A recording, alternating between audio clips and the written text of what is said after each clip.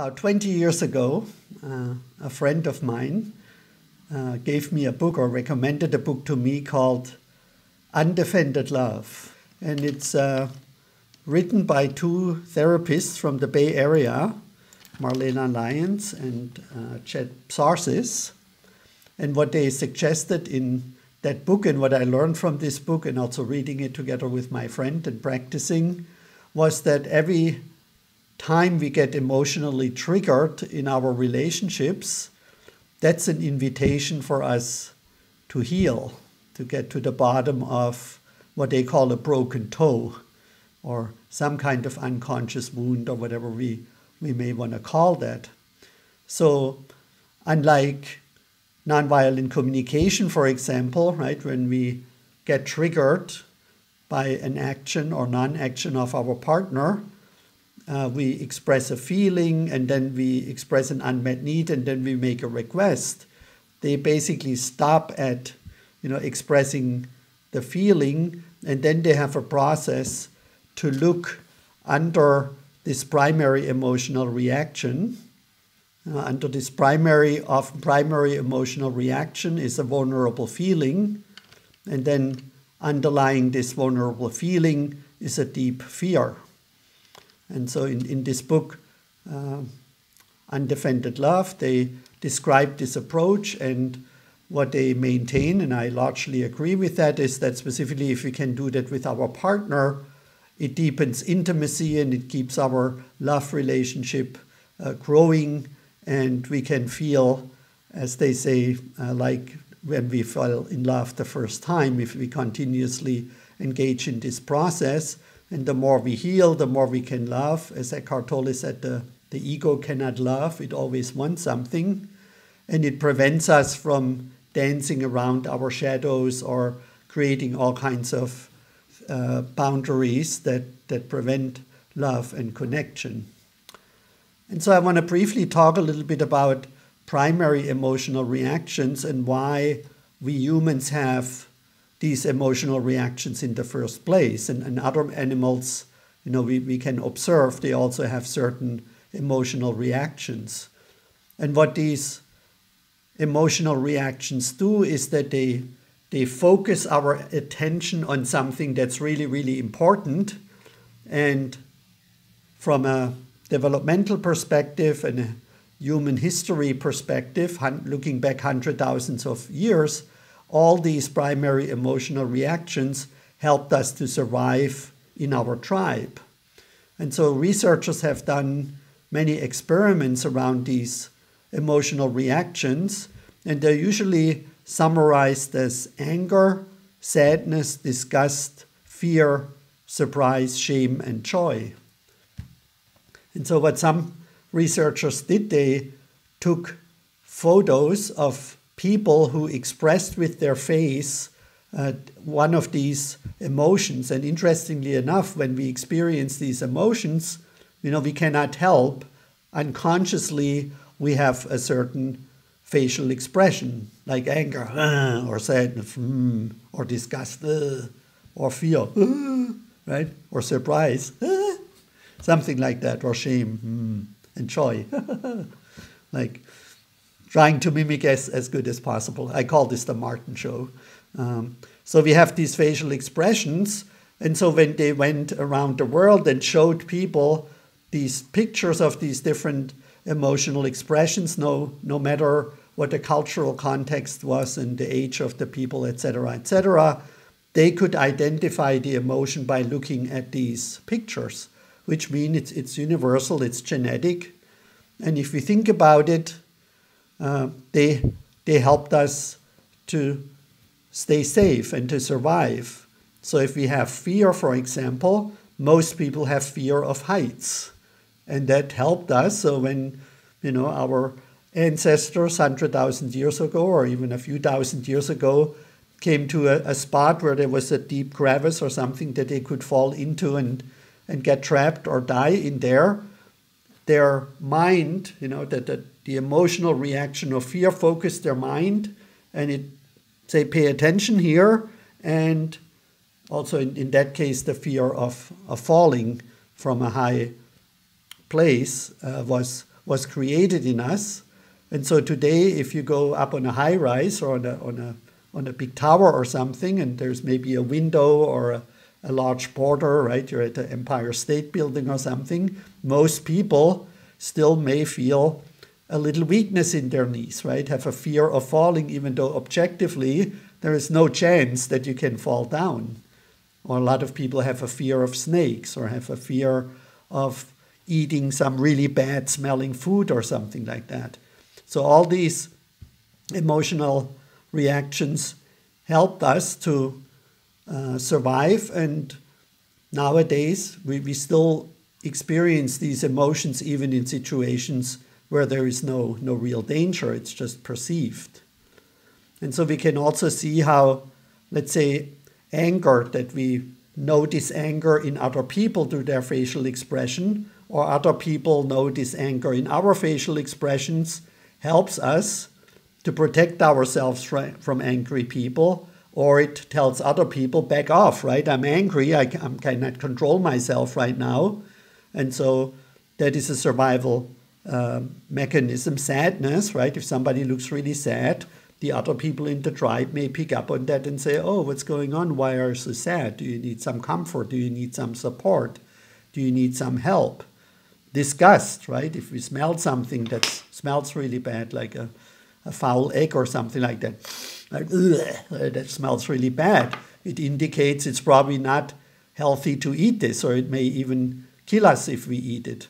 And I also find it funny that when people smell something that smells really disgusting, right? They go like, oh, you got to smell this. This smells really disgusting. Why do we want to rub it into other people's face if we already know it smells disgusting? But maybe to teach them, right, that don't eat this. Everything that smells like this, don't eat it. It made me sick last time I did. Fear, I already talked about, is a protective mechanism, right? We have fear of things that are potentially dangerous, at least historically dangerous. Surprise may also help to, if we see something that's unique and we don't know what it is, we're surprised, right? Oh, what the hell is this? It's better to pay attention and maybe to run away from it if we're not sure if it's safe or not. And shame also has a social function for, oh, I did something shameful and everybody's looking at me in my tribe and okay, I'm not going to do it again. I know this. Yeah, right? That's the shame function. And then joy, of course, oddly enough, there's only one kind of happy emotion here in the list. So these emotions are very powerful, and usually when we experience them, they're taking us over. We cannot help, the emotion floods our brain.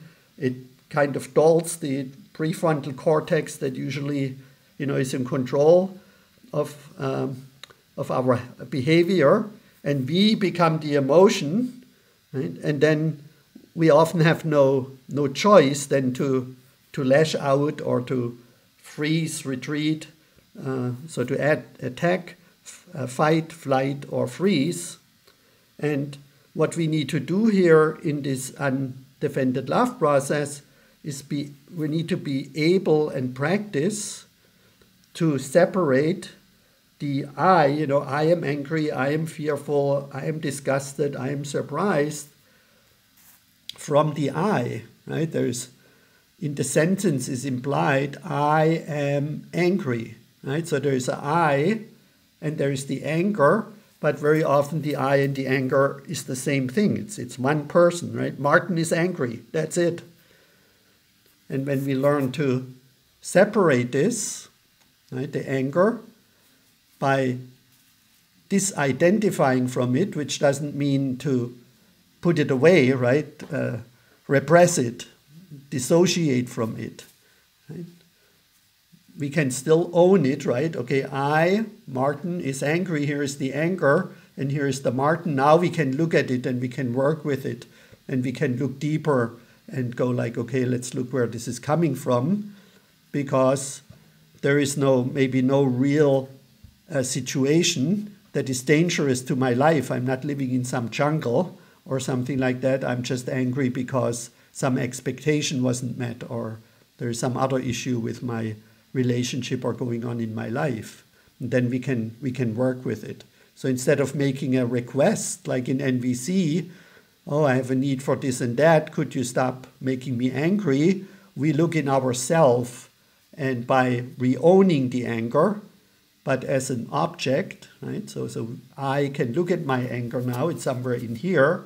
It's no longer me, it's somewhere in here, and now I can start working on healing it.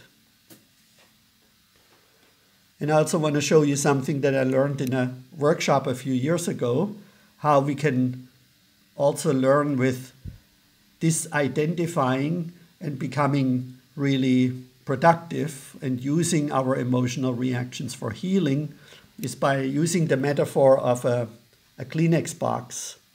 And I'll show you like 4 different reactions that people usually have when they get triggered. And so one reaction is when this trigger comes flying towards you, right? People catch it and they throw it right back at the person. What the hell are you doing? Right? Why are you saying this? Get out of my face, you asshole. And then the person, of course, gets angry too. They throw the box back to you. You shout, they shout something at you, right? Shut up. You're always so angry. I don't like you when you're angry. And then you throw the box back and say something nasty. And we call that usually arguing, right? When the box flies back and forth until they kill each other or one person gives up or whatever. And some people get really addicted to that because it floods their brain with dopamine. You know, some people get this dopamine excitement and then afterwards they have great make-up sex. And so if that floats your boat, fine, but I would suggest to look at the underlying issue. Another way how people may respond is so the insult or whatever, the thing that is perceived as threatening comes flying your way, and you go, oh, this always happens to me, everybody's so mean to me, and I don't know what to do, this relationship really sucks, my partner is really so mean, such a bad person, and I just don't know what to do, right? So like you go into the victim role, and you're having at best sort of like a freeze situation. Another possible response that specifically some spiritual people have, right? The thing comes flying towards you and they go like this because, well, I'm so spiritual, nothing can touch me. I'm not supposed to get angry. I'm not supposed to show any emotion. I love everything and everyone unconditionally, right? So that's like the spiritual bypassing strategy that a lot of people have. And of course, it's still brewing somewhere inside. So then at one point it leaks out through some often passive-aggressive behavior, right? That we may even not notice, and it feels very enlightened, but it is really passive-aggressive. Or sometimes it just bursts then out in some really leaky, unhealthy ways. And so that's what we called in our Module 12 spiritual bypassing and explored a little bit. And so the suggested form, what we want to practice is when this challenge comes flying your way, right? You catch it and say, oh, interesting. Here is another AFGO, another fine growth opportunity, or another fucking growth opportunity, depending on the language you use, right? And say, oh, thank you for triggering this wound in me. I'm so grateful that you give me this opportunity that I can do some healing work together with you. Right? I mean, that's, of course, the ideal. Thank you for pushing a button that you haven't installed. Let me look inside the box, right, inside my unconscious. Oh, here is some old mommy and daddy issue or some unresolved issue. Let's work together, right? So that's what we want to practice tonight. And then we will look in a moment at the underlying vulnerable feeling that is usually protected by this primary emotional reaction. And of course, we can only do this processing once we feel a little calmer and have the capacity that the prefrontal cortex is working again, it's not flooded, and we can look at it from some distance.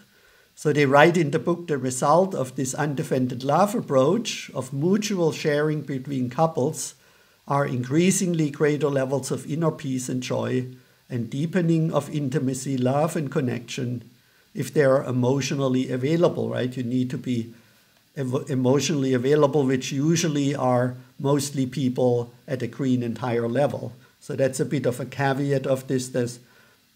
I generalize a little bit that people at orange and below, they often struggle with doing that kind of work. Not everyone, but mostly.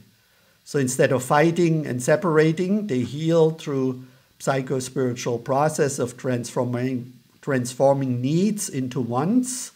Right, here we go again with nonviolent communication. It's very need-oriented. And here in Undefended Love, they suggest that we transform our needs into wants, our wants into desires, desires into preferences, and then finally preferences into no preferences, or what Eckhart Tolle may then say, to surrender to what is. Right? Transforming needs into wants, wants into desires, desires into preferences, and preferences into no preferences.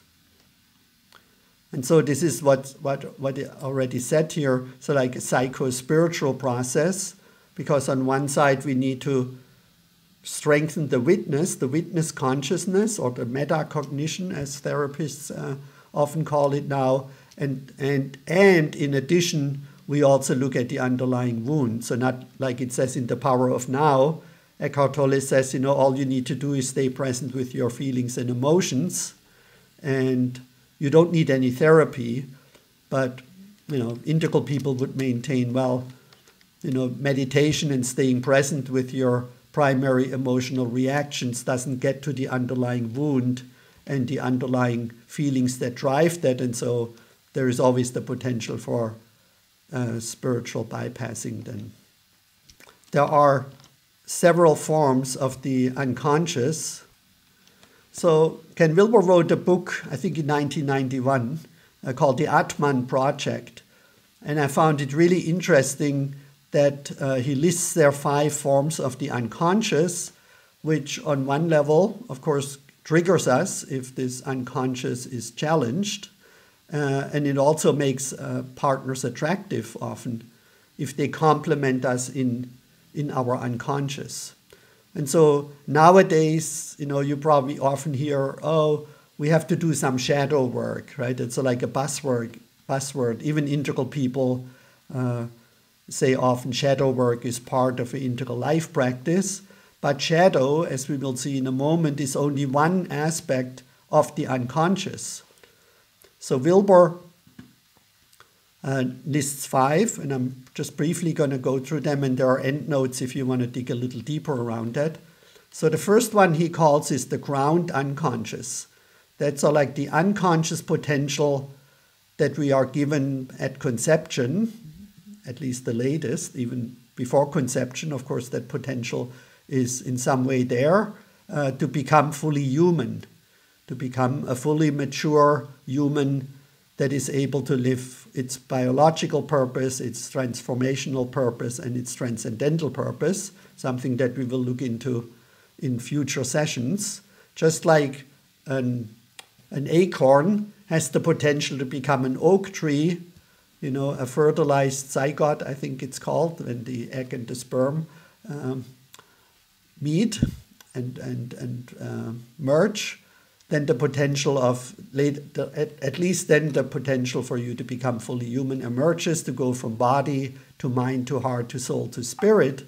And sometimes we are attracted to people who challenge us to become fully mature human beings, but we may also get triggered when we be perceived as not good enough or not mature enough, or that there is something wrong with us. Not on an individual level, but just as on a general human level. So this is nothing that's repressed into our unconscious, but we get called on something that has not emerged yet inside of us. The second form of the unconscious, Wilber calls the archaic unconscious, which is linked to the unique predispositions and instincts that individuals have inherited from their ancestral past. And I would also add to that any kind of identity that you have created around your body. So we can notice that people get defensive about being a male or a female, for example, or that there are certain identities. I often tell this story. In 1979, I moved to Louisiana to play in a black funk band, and I lived with my friend who was married. I mean, everybody was black around me, and everybody in the band was black, and my fiancé and I, we were babysitting little Myron, the son of my friend and his wife. And of course, we were as white as it gets in down there in the bayou in Louisiana. And so they called me the only white N. Right? And I learned sort of like the hard way that I'm not supposed to say as a white person the N word. And so even if I say, no, I'm not saying the N word, what I'm just saying is that they called me the only white N. People then lecture me and say, you're white, you're not supposed to say that word. And people get really offended when you do that. Or there's a Seinfeld episode where the dentist converts to Judaism so that he can tell Jewish jokes, right? So you're only supposed to tell jokes about Jewish people if you're Jewish, etc., etc. So, and we are often very identified with our family heritage or with our country, etc., etc., right? I noticed that in Turkey sometimes, people may say some negative things about Turkey, but if I dare to maybe mention something that I perceive as negative, then they become often very quickly defensive and say, well, we can criticize our country, but as a foreigner, you're not supposed to be critical of our country. And so that's the archaic unconscious, again, not something actively repressed, but we just identify with some biological or some other inherited identity, and then we become defensive when it gets challenged. Then there is the shadow, the submerged unconscious. So this is what we already talked about, the repressed, negated, dissociated, forgotten parts of some painful experiences that we are afraid to relive or to continuously experience. So maybe that's even a healthy function that we put this into our unconscious. But then when we are confronted with similar situations, maybe years and years later, we get triggered, and this shadow then rears its ugly head. Then the fourth one is the so-called embedded unconscious. That's what Freud called the superego, the part of ourself that is critical towards ourself. So that's the one that says, oh, I shouldn't have eaten this ice cream, or oh, maybe I forgot to call my mother today, it's Mother Day, I'm such a bad son, I'm such a bad daughter. Or I shouldn't have cheated on my wife, or I shouldn't have spent all this money. Right? So there is a part in us that can observe another part in us, right? He called that the pleasure principle and the reality principle, right? So following our passions, following the impulses of the body is usually seen as negative if there is no controlling self in place to keep these passions in check.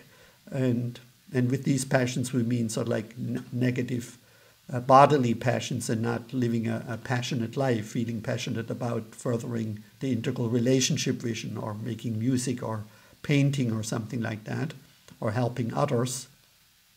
But this superego that is critical of the self cannot see itself, and so when that gets attacked, it may lash out and show its own shadow, so to speak, that it cannot see.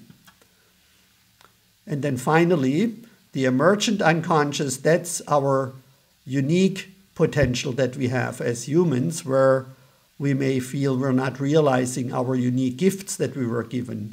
So maybe somebody may be a good musician, and I actually know some really good musicians, but they had so much stage fright that they never performed.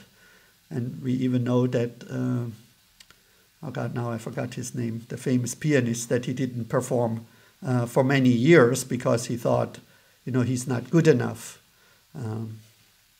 Russian pianist. The name will come to me, I'm sure, in a few minutes. And so these are 5 forms of the unconscious, and they also explain in the ground unconscious that we're often attracted to someone who can help us to realize our general our full potential. We're also attracted to people who are more like us culturally and in their heritage. Even though people say opposite attracts, that's actually statistically not true. Similarity is much more attractive for people and makes for better relationships. Of course, there are exceptions. The submerged unconscious, we already talked about, that we're often attracted to people who had similar traumatic experiences in their life, but develop different coping mechanisms, and then that feels like we're soulmates. And then when this other person displays certain characteristics or behaviors that we have repressed or split off, which is initially attractive, then that pushes our buttons. Otherwise, we wouldn't have repressed it in the first place. The embedded unconscious, right? There is a poem called The Mask, and I actually have that in a endnote here in our facilitator document, is that we all have like this mask of the superego, and sometimes we feel attracted to people who can look behind that mask. And the emergent unconscious is someone who can help us to learn, heal, grow, and awaken. That's why I put these stages of consciousness development in here again, that we're sometimes or often attracted to people who are more evolved in certain developmental lines that we are. And we find that attractive if they help us to go through these transformational processes. But if this person is too much ahead of us, then of course we feel threatened and we feel not adequate, and that may trigger a negative emotional response inside of us. And so that would be my brief introduction to different emotions. So emotion, right, for me the word emotion is something that focuses our mind singularly, right? If there's a strong emotion, our mind gets tunnel vision and it focuses on the perceived or real present danger or some situation, right, that requires our full attention, while a feeling usually doesn't have a clear facial expression and it doesn't force us to immediate action. So you can feel being in love or heartbroken, but we may not necessarily see that in your facial expression, or you may feel hungry, or you may feel whatever, distressed or something like that, right? I mean, if it's an underlying feeling of an emotion, then of course we see it in the face. But if it's only a more subtle feeling that's covered up, protected by that primary emotion, then we cannot see, and maybe us ourselves cannot easily get in touch with the more subtle underlying wounded feeling.